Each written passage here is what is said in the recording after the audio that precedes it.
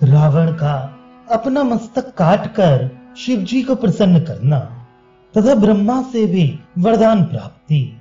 श्री शिव जी कहते हैं, हे पार्वती, एक दिन रावण की माता कैकसी ने रावण को शिव जी के पास लिंग लेने भेजा। कैलाश पर जाकर रावण ने शिव जी को प्रसन्न करने के लिए बड़ा दुष्कर काम किया। उसने अपने सिर का कुछ भाग काटकर वीणा बनाई। सिर से वीणा का मूल भाग बनाकर अपनी देह से उसका पृष्ठ भाग तैयार किया। पांव से उस वीणा का अग्रभाग बनाया और उंगलियों से वीणा की खूंटियां तैयार की।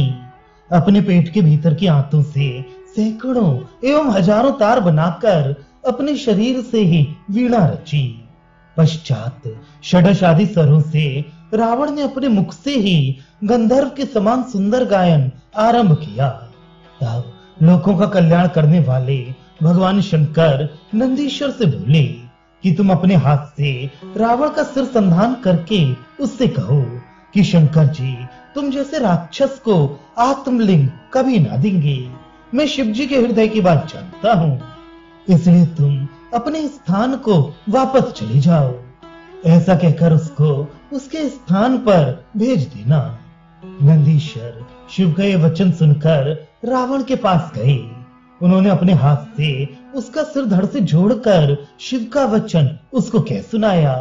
रावण ये सुनकर भी उस रात को वहीं रहा और दूसरे दिन फिर उसी विधि से शिव जी का गुणगान करने लगा। शिव जी ने उस दिन भी अपना संदेश नंदी के द्वारा रावण को कहला भेजा, परंतु रावण ने फिर भी अपना गायन उसी प्रकार 10 दिन तक जारी रखा। तब शंकर जी उसके उस भयानक कर्म तथा मनोहर गायन से प्रसन्न हो गए और उससे कहा, वर मांगो। ऐसा कहकर शिव जी ने उसका वह सिर भी धड़ से जोड़ दिया। तब उसने शंभु से वर मांगा कि आप मेरी माता के लिए आत्मलिंग तथा पत्नी बनाने के लिए मुझे पार्वती जी को दे दीजिए। तथा स्तु कहकर शिव जी ने उसको वे दोनों चीजें दे दी।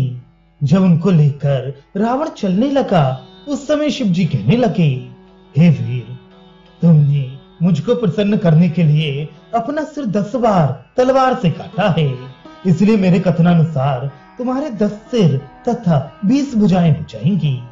तब रावण प्रसन्नता पूर्वक 10 सिर और 20 हाथ वाला बनकर पार्वती तथा शिवलिंग लेकर अपने स्थान की ओर चला।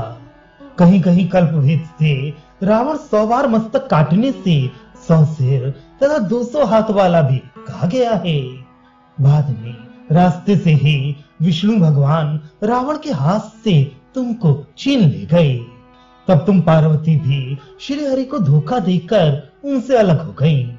विष्णु की तरह तुमने रावण के हाथ से शिवलिंग भी छीन लिया और उस लिंग को समुद्र के किनारे पर ही गोकर्ण नाम से स्थापित कर दिया। तब रावण खाली हाथ लौट गया और विष्णु के कथन अनुसार मैं राक्षस की सुंदरी पुत्री मंदोदरी उसको प्राप्त हुई। माता के कार्य का संपादन न कर सकने के कारण वह बहुत लज्जित हुआ और कुछ भी नहीं कह सका। पश्चात मंदोदरी के साथ विवाह करके वह संतुष्ट हुआ। एक समय उसकी माता कैकसी धनपति कुबेर को पुष्पक विमान पर बैठा देखकर अपने पुत्रों को धिक्कार कर कहने लगी कि तुम लोग नपुंसक तथा मृतक सरीखे हो। अपने सौतेले भाई का उत्कर्ष देखकर तुम लोगों को लज्जा नहीं आती।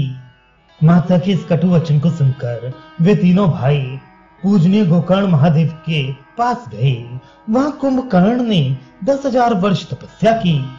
धर्मात्मा विभीषण ने भी सत्य धर्म परायण होकर पांव के अंगूठे पर 5,000 वर्ष तक खड़ा रहकर तप किया और 10,000 वर्ष तक केवल धूम्र पीकर दशानन ने तपस्या की।